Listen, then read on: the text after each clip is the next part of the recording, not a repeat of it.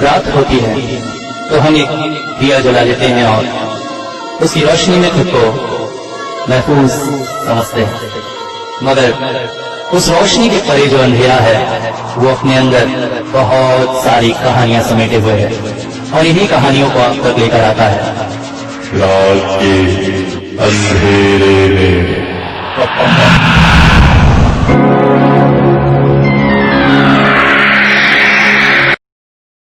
दोस्तों, आज की कहानी सुनाने से पहले आप सभी से करबद्ध एक निवेदन। जैसे कि आप सभी को पता ही है, पिछले दिनों कोरोना ने लाखों लाख जिंदगियों को मौत में बदल दिया है और इस वक्त पूरे विश्व में न जाने कितने लोग अपमृत्यु को प्राप्त हो गए। और अगर धार्मिक दृष्टि से देखा जाए तो इन आत्माओं की श्रद्धा शांति न होने से मुक्ति नहीं हुई है। ये फर्क नहीं पड़ता है कि आप हिंदू हैं या किसी और धर्म को मानते हैं। आप सभी से एक छोटा सा निवेदन है, बुधवार 16 तारीख को पितृपक्ष की 14वीं तिथि होगी। इस दिन अपघात से मरे हुए लोगों का श्राद्ध किया जाता है। मैं हाथ जोड़कर आप सभी से निवेदन करूंगा कि इस दिन थोड़ा सा समय निकालकर सभी गीता के 7वें अध्याय का पाठ करें और मनी मन आप जिस भी देवी देवता, खुदा, जीसस को मानते हैं उनसे प्रतिज्ञा करें कि इस पाठ से जो भी पुण्य आपको मिल रहा है वो आप उन समस्त अतृप्त आत्माओं को प्रदान करते हैं। यदि आप पढ़ नहीं सकते तो ऑडियो में या यूट्यूब में आकर सुन भी सकते हैं। दोस्तों, ये एक छोटा सा प्रयोग है मगर इसकी वास्तविकता बहुत बड़ी है और सच में इससे लाभ होता है। यदि मेरा ये छोटा सा निवेदन आप में से कुछ लोग भी स्वीकारते हैं तो मुझे बहुत प्रसन्नता होगी। कार घर के पास रुकते ही चंदन तुरंत ही पिछली गेट खोलकर अंदर बैठने लगा। मैंने सोचा ना था कि वो इतनी जल्दी तैयार होगा। असल में मुझे यहां से करीब 50 किलोमीटर दूर गांव जाना था, जहां मेरे मौसा जी की तबीयत बहुत खराब थी। उन्हें एक इंजेक्शन लगना था जिसकी एक पीस तो गांव में मिल गई थी मगर दूसरा पीस नहीं मिल रहा था, जो शहर के एक बड़े से दुकान में ही मिलता था। मैं वो इंजेक्शन लेकर गांव जाने वाला था मगर रात का समय, ऊपर से हाईवे, अकेले ड्राइविंग करने की हिम्मत नहीं हो रही थी। इसीलिए चंदन से पूछा और वो तैयार हो गया। मगर पिछली सीट पर क्यों? मैं बोल पड़ा, अरे चंदन क्या कर रहा है, आगे आके बैठ यार, पिछली सीट पर क्यों बैठ रहा है? चंदन बोला, नहीं देख, अभी जो समय चल रहा है भाई, थोड़ा डिस्टेंस बनाना जरूरी है, मैं पीछे ही बैठता हूँ, तू गाड़ी चला। सुनकर थोड़ी हंसी आई। मन कृतज्ञता से भर गया। रात बेरात कौन किसकी मदद करता है। मैंने गाड़ी हाईवे पर दौड़ा दी। मगर आज क्या बात है, इस बकबकिया चंदन को हो क्या गया? चुपचाप से बैठा हुआ है। मैंने पूछा, अरे क्या हुआ, चुपचाप क्यों है? चंदन बोला, नहीं तबीयत कुछ ठीक नहीं, मैं चुप ही बैठता, तू गाड़ी चला ध्यान से। गाड़ी सरपट हाईवे पर दौड़ती जा रही थी। चंदन बिल्कुल चुपचाप सा था। मुझे लगा हो सकता है इतनी रात को मेरे साथ आ रहा है लेकर घर में कुछ बहसबाजी झगड़ा हुआ हो, इसीलिए मूड खराब हो। वैसे भी आजकल जो माहौल है, इतनी दूर हाईवे से रात के 12 बजे कौन चाहता है, मगर मुसीबत क्या क्या करवाती है। ऐसे में अचानक मुझे याद आई सौरभ की। सौरभ मेरा दोस्त। हालांकि मौसा मौसी के पास इससे पहले भी जा चुका हूं इसी रास्ते पे, और एक दो बार तो रात में भी जाना पड़ा था, मगर उस समय सौरभ साथ था। सौरभ मेरे बचपन का दोस्त, बहुत प्यार करता था मुझे और कार तो ऐसी चलाता था कि क्या कहना। अरे कई बार तो पूरा रास्ता ड्राइविंग उसी ने की। मुझसे कहता था चुप बैठ, तू ढंग से ड्राइविंग नहीं करता, मैं चलाऊंगा। मगर कोरोना ने उसे मुझसे छीन लिया। आज अगर वो होता तो कार वही चला रहा होता। खैर, सौरभ ना सही, चंदन ही सही साथ तो दे रहा है। तभी मन किया कि एक बार मौसा मासी को फोन कर लो। मोबाइल उठाया तो अरे ये क्या, मोबाइल तो स्विच ऑफ हो गया है। जल्दबाजी में चार्ज करना भी भूल गया था और कार का चार्जिंग पॉइंट भी खराब है। अब तभी चंदन से बोला, चंदन तेरा मोबाइल देना जरा यार, फोन कर लो। चंदन बोला, मैं मोबाइल नहीं लाया हूं। वही पहुंच कर बात करेंगे, तो तेज गाड़ी चला। चंदन मोबाइल नहीं लाया। जो व्यक्ति बिना मोबाइल के एक सेकंड नहीं रहता, वो मोबाइल नहीं लाया। आज वो क्या रहा है? घड़ी की तरफ देखा तो करीब 1:45 बज रहे थे। चाय पीने की तलब लग गई। मैंने कहा, चंदन चाय पिएगा? मुझे तो बहुत पीने की इच्छा हो रही। अब नहीं, मुझे मूड नहीं। अरे पी ले यार, देखते हैं आसपास कोई दुकान हो क्या। हाईवे पर बहुत से ऐसे दुकान हैं जो रात भर खुले रहते हैं और दिन में बंद रहते हैं। ऐसे ही दुकान की तलाश में एक चाय का ठिया दिखा। मैंने कार रोकी और नीचे उतर गया। आज चाय पी ले, मूड ठीक हो जाएगा।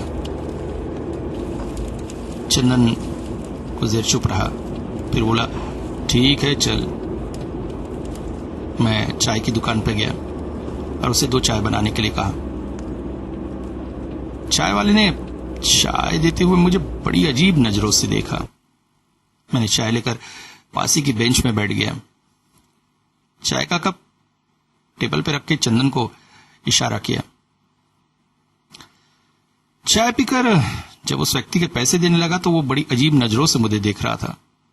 मुझे चिढ़ होने लगी। अबे क्या सर्कस का जोकर हूं जो ऐसे देख रहा है? मगर मैंने कुछ कहा नहीं। चुपचाप फिर से हाईवे पर कार चलाने लगा। चलते चलते गांव में हम आ गए। गांव के कुत्ते कार देखकर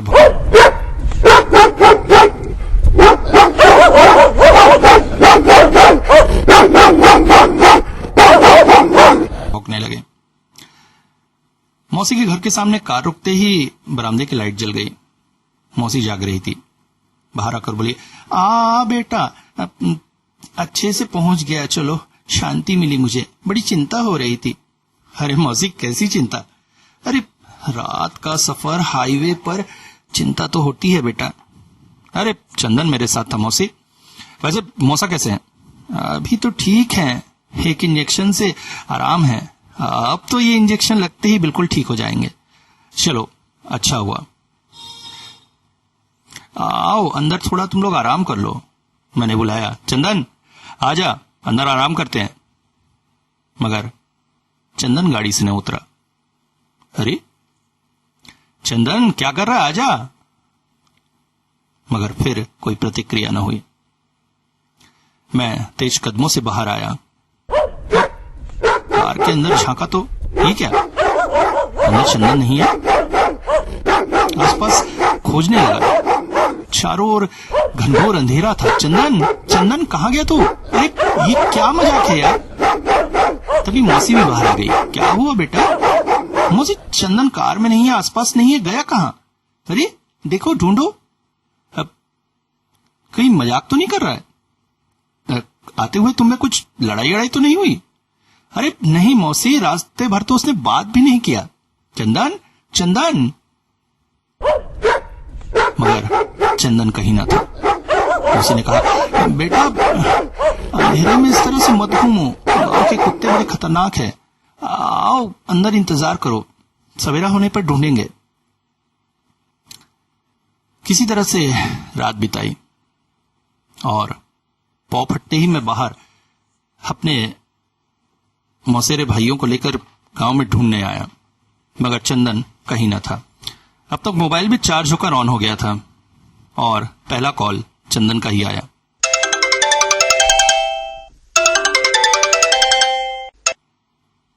मैंने तुरंत ही कॉल उठाकर हेलो चंदन, कहाँ है तू? अरे मत पूछ यार, कल रात के लिए सॉरी। असली में तुझसे बात करके मैं तैयार होने के लिए नीचे उतर ही रहा था कि सीढ़ी पर पैर फिसल गया। हेयरलाइन फ्रैक्चर है, 10 दिन तक डॉक्टर ने बेड पे रहने कहा है। क्या? हाँ, मैंने तुझे कॉल किया था मगर तेरा फोन स्विच ऑफ आया। पापा ने भी 3-4 बार कॉल किया मगर बार बार तेरा फोन स्विच ऑफ आ रहा था। और तू भी तो मुझे पिकअप करने घर नहीं आया, सीधा निकल गया क्या?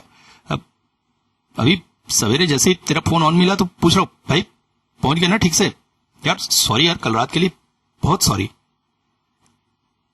चंदन का पैर टूट गया है और वो तो फिर कल रात को मेरे साथ कौन आया था? सौरभ? नहीं, ये कैसे हो सकता है? मैंने तुरंत ही मौसी से विदा लिया और सरपट कार फिर से हाईवे पर दौड़ा दी और कार दौड़ाते हुए ठीक उसी चाय की दुकान पर पहुंचा। सुबह हो जाने से चाय दुकान वाला बंद करके जा ही रहा था। मुझे देखते ही चौंक पड़ा। मैंने उससे कहा, कल रात को मेरे साथ चाय पीने के लिए व्यक्ति आया था, उसे आपने देखा था? वो बोला, बाबू मैं तो कल रात को आपको देखकर बड़ा डर गया था। एक बार तो लगा नशे में है। क्या मतलब? अरे आप दुकान पे आए अकेले और 2 चाय का ऑर्डर दिया, चाय रखा टेबल में और ऐसे पीने लगे जैसे आपके साथ कोई है और 2 चाय के पैसे देकर जाने लगे, मगर 1 चाय तो टेबल में वैसे ही रखी रही, आपके साथ तो कोई नहीं था। क्या कल रात मेरे साथ कोई नहीं था? तो फिर गांव तक पिछली सीट में कौन बैठा था? हालांकि कार की मध्यम रोशनी में मैं ठीक से नहीं देख पाया था, मगर कोई था जरूर। तो क्या सौरभ था? मैं अकेले इतनी दूर जाऊंगा, चंदन का पैर टूट गया देखकर? जिंदगी के उस पार से भी वो मेरा साथ देने के लिए आ गया था।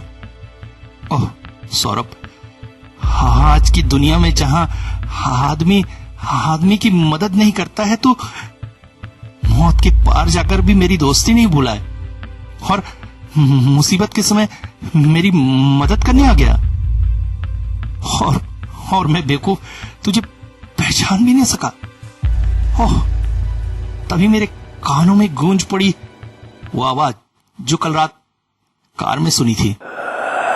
हाँ, ये चंदन की नहीं, सच में सौरभ की ही आवाज थी।